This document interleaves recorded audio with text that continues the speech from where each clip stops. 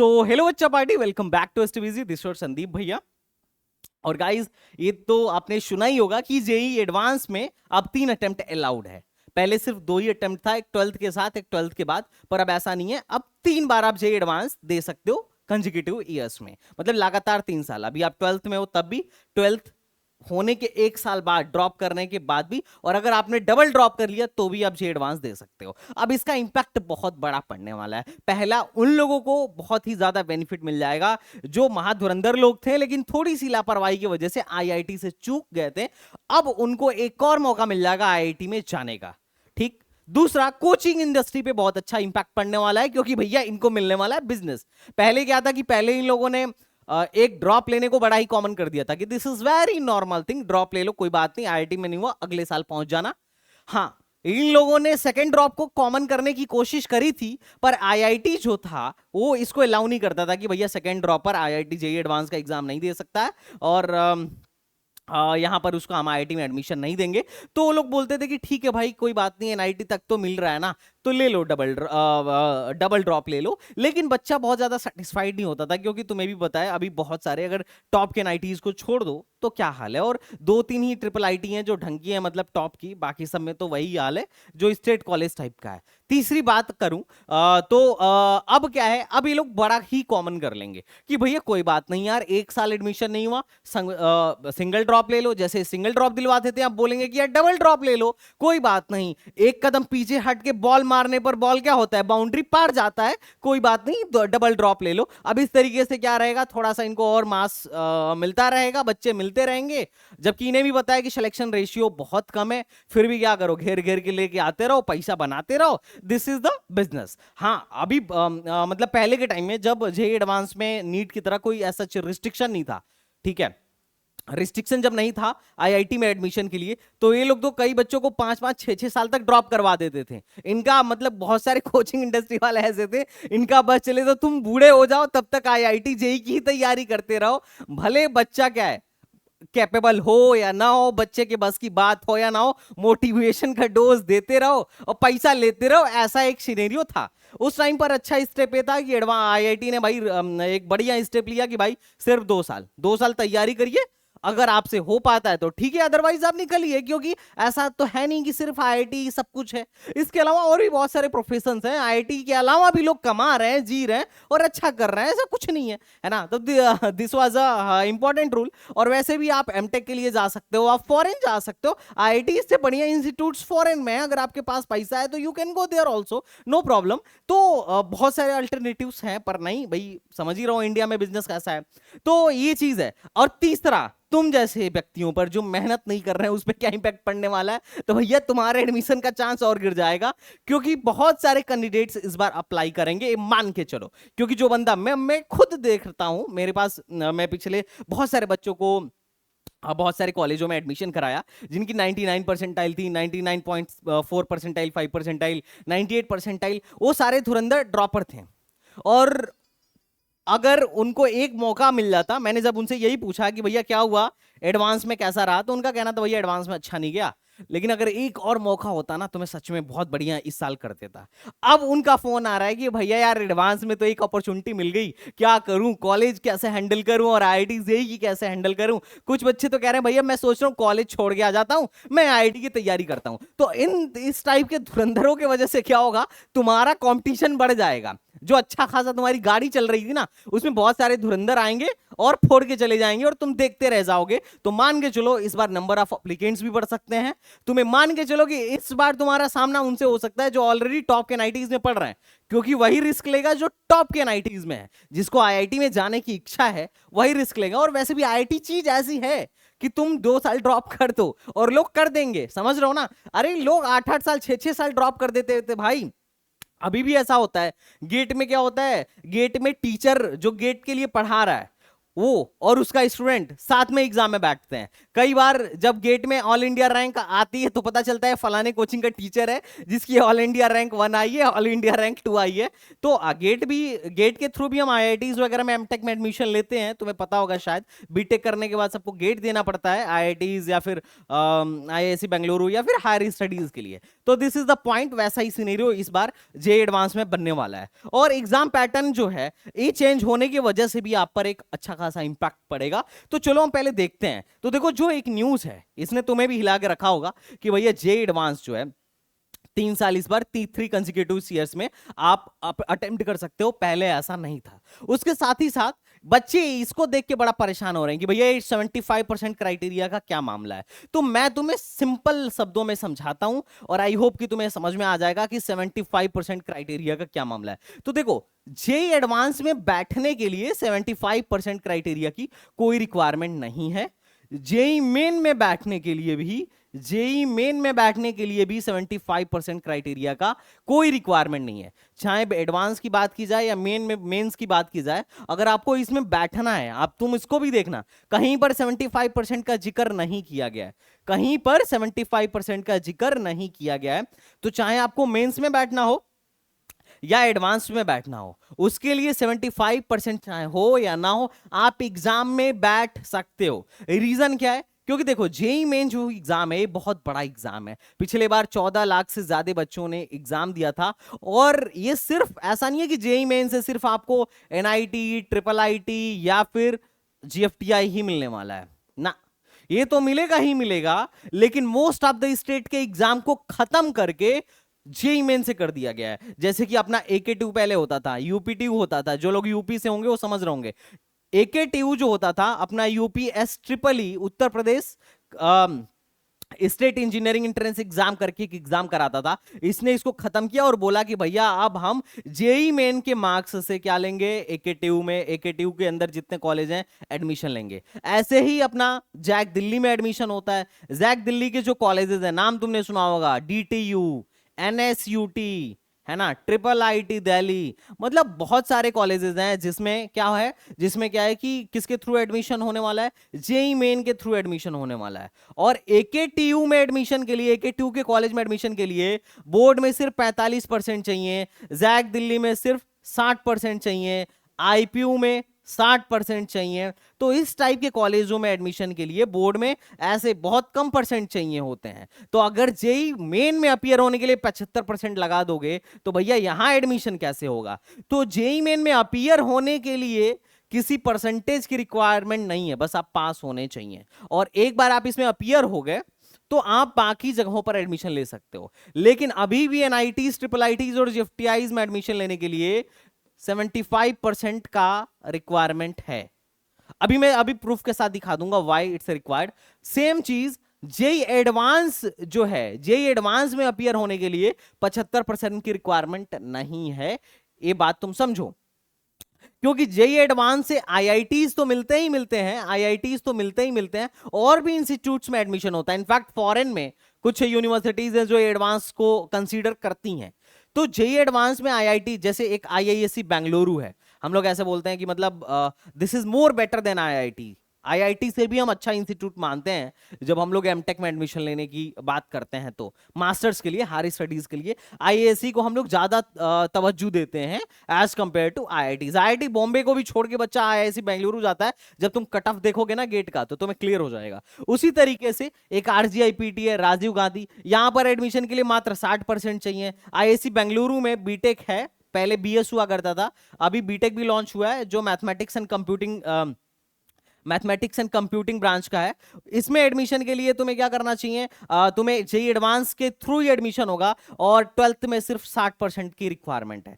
तो अब ऐसे केसेस में क्या है, जेईई एडवांस आप दे सकते हो अगर आपका 75% से कम है तो भी, लेकिन एडमिशन आप आईआईटीज में नहीं ले सकते हो। हाँ, कहीं और लगाना है इसके स्कोर को, आरजीआईपीटी में लगाना है, आईआईएससी बेंगलुरु में लगाना है, वहां लगा लो, वहां एडमिशन ले लो, कोई बात नहीं है, कोई दिक्कत वाली बात नहीं है। अब मैं इसका प्रूफ दिखा देता हूं। देखो जो जेईई मेंस है, जेईई मेन हो या जेईई एडवांस हो, जेईई मेन हो या जेईई एडवांस हो, यहां पर अगर मैं बात करूं एडमिशन के लिए, तो देखो रिजल्ट आने के बाद आपको जोसा की काउंसलिंग करानी पड़ती है। जोसा के थ्रू काउंसलिंग होती है और जोसा का आप रूल बुक देखोगे, 2024 वाला भी जब नोटिफिकेशन आया था ना जेईई एडवांस का, इस साल आईआईटी कानपुर करा रही है, पिछले साल भी जो नोटिफिकेशन आया था उसमें भी अप्लाई करने के लिए, जेईई एडवांस में अपीयर होने के लिए जो एलिजिबिलिटी क्राइटेरिया थी, देखो ये एलिजिबिलिटी क्राइटेरिया है for appearing for J advance. ये अपियरिंग का एलिजिबिलिटी क्राइटेरिया, एडमिशन का एलिजिबिलिटी क्राइटेरिया नहीं है।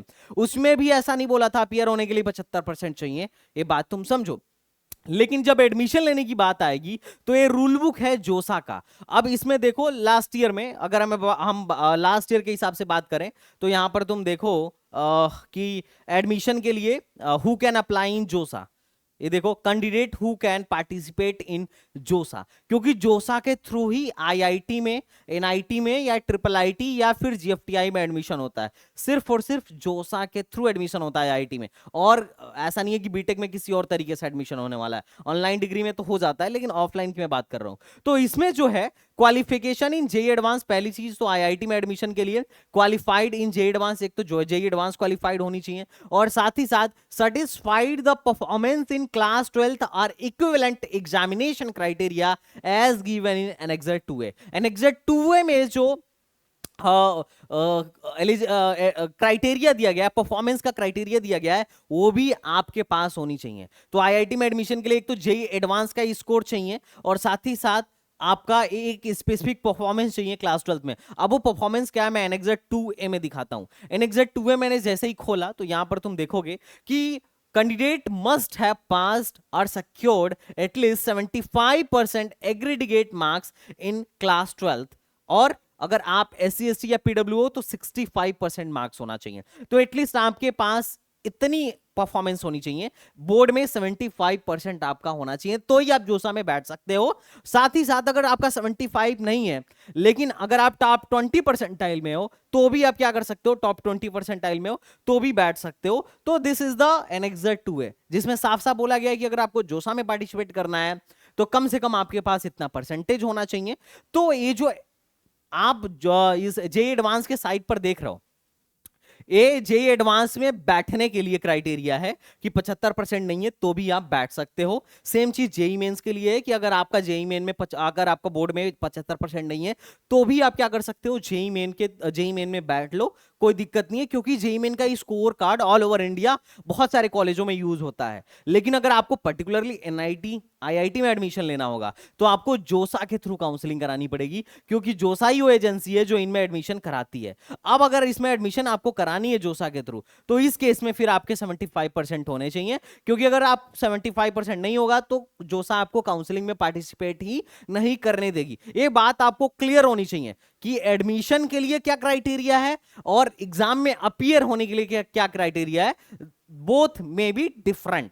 ठीक है, अब बात करते हैं कि चलो भैया ये तो मेरे को समझ में आ गया कि हाँ भाई एलिजिबिलिटी क्राइटेरिया क्या है, कि 75% वाला क्राइटेरिया इस साल हटा नहीं है, ये सिर्फ अपीयर होने के लिए 75% की नीड नहीं है, पर आईआईटी में एडमिशन के लिए अभी भी 75% चाहिए। और तीसरा, आईआईटी में एक अटेम्प्ट और बढ़ गया, गुड न्यूज है, लेकिन ये उन बच्चों के लिए बैड न्यूज है जिनको जो ऑलरेडी जो कॉलेज में पहुंच चुके हैं, जिनकी इच्छा थी, जिनकी दिलो तमन्ना थी कि आईआईटी में जाके पढ़ूं, पर एक बार ड्रॉप ऑलरेडी हो चुका था और वो आईआईटी के लिए एलिजिबल नहीं थे, ये सोच के वो लोग कॉलेज में चले गए थे। क्योंकि अब वो प्रिपरेशन करना भले ही स्टार्ट कर दिए हो, पर उनका एक अच्छा खासा वक्त जाया हो चुका है, अच्छा खासा वक्त जा चुका है। ये चीज अगर आईआईटी पहले क्लियर कर देती तो वो बच्चा कॉलेज लेता ही नहीं, वो शुरू से प्रिपरेशन कर रहा होता, वो डबल ड्रॉप ले चुका होता। तो भैया डबल ड्रॉपर वालों की तो चांदी हो गई, ये बड़ा ही गुड न्यूज था। अब एक तो तीसरा अभी जो चेंज हुआ है इस साल, वो एग्जाम पैटर्न में चेंज हुआ है, जिसपे मैं ऑलरेडी वीडियो बना चुका हूं। ठीक है, क्योंकि पहले जेईई मेंस में 10 सवाल हुआ करते थे न्यूमेरिकल टाइप के, ठीक है, तो उनमें से 5 ही करने होते थे। ठीक है, पहले हमारे यहाँ कितने एग्जाम, पहले ऐसा रहता था कि 90 क्वेश्चन होते थे, पर अब डायरेक्ट 75 क्वेश्चन होंगे, जिसमें 5 क्वेश्चन में पांचों आपको करने होंगे, पांचों आपका मॉनेटरी होगा। अब इससे क्या होगा कि जिसकी प्रिपरेशन थोड़ी कम होगी वो उतना अच्छा स्कोर नहीं कर पाएगा। पहले क्या होता था कि 10 में से जो 5 चैप्टर बच्चे को आते थे, अगर उसमें से क्वेश्चन आ गए तो भैया उसका बल्ले बल्ले हो जाता था, क्योंकि ऑप्शन होता था 10 में से, जरूरी तो है नहीं 5 में से अगर आपको 5 करना हो तो जरूरी नहीं है कि पांचों आपसे बन जाए, पर 10 में से 5 करना हो कोई भी उठा के तो चांस ज्यादा है कि बन जाएंगे। ठीक है, अगर मैं बात करूं तो अब कट ऑफ पे बात करूं तो कट ऑफ पे क्या इंपैक्ट पड़ेगा, तो देखो पहली बात तो यार देखो एक गुड न्यूज भी है और एक बैड न्यूज भी है। पहली बात, पैटर्न चेंज होने की वजह से लो मार्क्स पर गुड परसेंटाइल बन सकती थी, ये अच्छी बात थी। इन टर्म्स ऑफ रैंक बात करूं तो, और अच्छी परसेंटाइल बनेगी तो फिर गुड रैंक बनेगा। पर ये सिर्फ तभी के लिए है जब बात जेई मेन की है। जे एडवांस में तो घंटा कोई फर्क नहीं पड़ने वाला है, एग्जाम तो अभी भी जे एडवांस का एग्जाम पैटर्न सेम है। लेकिन चूंकि न्यू कैंडिडेट्स इस बार आएंगे, वो बच्चे आएंगे जिनकी प्रिपरेशन पिछले साल ठीक थी, जो एनआईटीज में ट्रिपल आईटीज में चले गए थे, पर उनके मन में अभी भी आईआईटी आने की तमन्ना है और होनी भी चाहिए।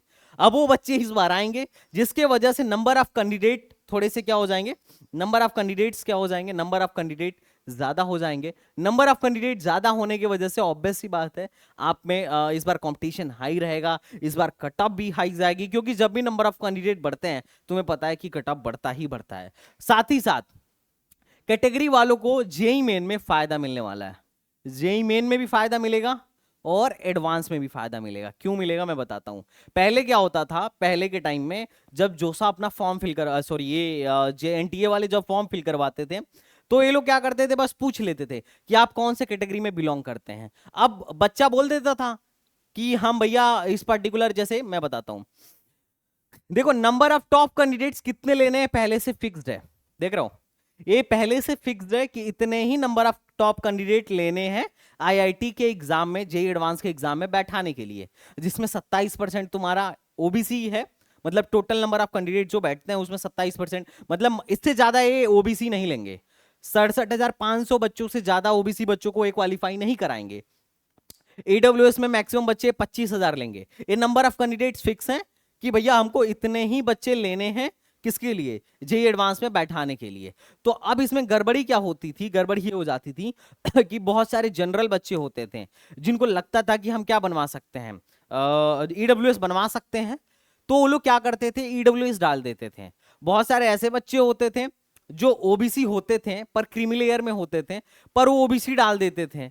बाद में जब बनवाने की बारी आती थी तो क्या होता था, उनसे ओबीसी सर्टिफिकेट ही नहीं बन पाता था, ईडब्ल्यूएस सर्टिफिकेट ही नहीं बन पाता था, पर कट ऑफ उनके वजह से कैटेगरी वालों का हाई चला जाता था। क्योंकि फिक्स है भाई, जब एनटीए अपना रिजल्ट देगा तो उसको तो भाई कितने एडवांस वाले बच्चों को क्वालिफाई करना है, तो भैया 1 लाख समथिंग मतलब जनरल के 1 लाख बच्चों को क्वालिफाई करना है, 25,000 ईडब्ल्यूएस को क्वालिफाई करना है। तो बहुत सारे बच्चे जो जनरल थे पर उन्होंने अपने को ईडब्ल्यूएस बता लिया, अब वो ईडब्ल्यूएस में काउंट हो रहे हैं, वो बच्चे क्या हो रहे हैं, ईडब्ल्यूएस में काउंट हो रहे हैं, जबकि उनको जनरल में जाना चाहिए था। तो उनके उनके ईडब्ल्यूएस में काउंट होने की वजह से क्या हो रहा है कि ईडब्ल्यूएस वालों की कट ऑफ बढ़ गई। जबकि अगर वो जनरल में चले जाते हैं, मान लो ऐसे 500 बच्चे थे, तो अगर ये 500 बच्चे जनरल में चले जाते हैं तो जनरल की कट ऑफ उस हिसाब से डिसाइड होती, कम से कम दूसरे 500 बच्चों का ईडब्ल्यूएस में क्या होता, ईडब्ल्यूएस के थ्रू जेई एडवांस में बैठने का मौका मिलता। मतलब ये 500 बच्चे जो थे अगर इधर से उधर रहे होते तो दूसरे 500 बच्चों को मौका मिलता, क्योंकि मात्र 25,000 बच्चों को ईडब्ल्यूएस में क्वालिफाई करना है आईआईटी का एग्जाम दिलवाने के लिए, ये चीज था। क्योंकि बाद में तो एक्चुअल में ईडब्ल्यूएस थे भी नहीं, बस फालतू का ईडब्ल्यूएस बन रहे थे। तो इस बार एनटीए ने बोला कि भैया एक काम करिए, आप पहले से कैटेगरी सर्टिफिकेट बनवाइए और लगाइए, क्योंकि अब हम उसी को कैटेगरी वाला रैंक देंगे जो एक्चुअली में उस कैटेगरी में बिलोंग करता होगा। क्योंकि दिक्कत होती थी, कैटेगरी की सीट खाली रह जा रही है, कोई भी कुछ भी अपने को बोल दे रहा है, कोई बोल दे रहा है मैं एससी हूं और बाद में पता चल रहा है वो एससी है नहीं, और एससी वालों की कट ऑफ बढ़ गई उनके चक्कर में। तो इससे थोड़ा सा कैटेगरी वालों को फायदा होगा। लेकिन अगर किसी को फायदा होगा तो किसी को नुकसान भी होगा। किसको नुकसान होगा, जनरल वालों को नुकसान होगा, क्योंकि भैया जो बच्चे, जो जनरल वाले बच्चे थे वो ईडब्ल्यूएस से क्या कर रहे थे, ईडब्ल्यूएस किसी पर्टिकुलर कैटेगरी से क्या कर रहे, पर्टिकुलर कैटेगरी में बन के क्या कर ले रहे थे, अपने को कट ऑफ क्लियर करवा ले रहे थे। तो जब वो बच्चा, जब वो पर्टिकुलर जनरल कैटेगरी का बच्चा किसी और कैटेगरी में चला जा रहा है तो दूसरे जनरल वाले बच्चों को मौका मिल जा रहा था कट ऑफ क्लियर करने का। पर अब ऐसा नहीं होगा, तो जनरल वालों को थोड़ा सा नुकसान भी होगा। तो इस बार इन चेंज की वजह से आपके एग्जाम में ये सारे इफेक्ट पड़ने वाले हैं, इसके लिए आप रेडी रहिएगा। मैं पहले से बोल रहा हूं, हो सकता है कि इस बार नंबर ऑफ कैंडिडेट्स बढ़ जाएं, क्योंकि आईआईटी का लालच ऐसा है कि बच्चा डबल ड्रॉप करने के लिए, डबल ड्रॉप करने से भी पीछे नहीं हटेगा। पहले भी बहुत सारे बच्चे डबल ड्रॉप करते थे, पर अब डबल ड्रॉप हो सकता है आने वाले साल में, आने वाले कुछ सालों में एक फैशन बन जाए, जैसे कि अभी सिंगल ड्रॉप एक फैशन बन चुका है। ठीक है, अगर आईआईटी बोले ना कि 4 साल तक दे सकते हो, तो मैं ये बोल सकता हूं तुमसे कि बंदा 4 साल भी ड्रॉप लेने के लिए तैयार रहेगा, बोलेगा भैया मैं ट्रिपल ड्रॉप करूंगा लेकिन मेरे को जाना आईआईटी में है। समझ रहे हो ना मैं क्या बोल रहा हूं? क्योंकि भाई लालच ऐसी चीज ही है, भले औकात हमारी हो या ना हो, पर हम लालच जरूर करते हैं, ये बात फैक्ट है। ठीक है, तो चलो भाई, I think you are getting my point, और यही था बस आज का सेशन। और अगर तुम्हें सच में समझ में आ गया हो, चैनल को लाइक एंड सब्सक्राइब कर दो, और मुझे लगता है कि यहां से तुम्हारी सारी प्रॉब्लम सॉल्व हो गई होंगी, सारी चीजें क्लियर हो गई होंगी। अगर सही लगा वीडियो तो कमेंट बॉक्स में बताना। चलो मिलते हैं नेक्स्ट वीडियो में, तब तक के लिए बाय बाय, टाटा एंड जय Hind. Thank you so much बच्चा पार्टी, थैंक्स अ लॉट।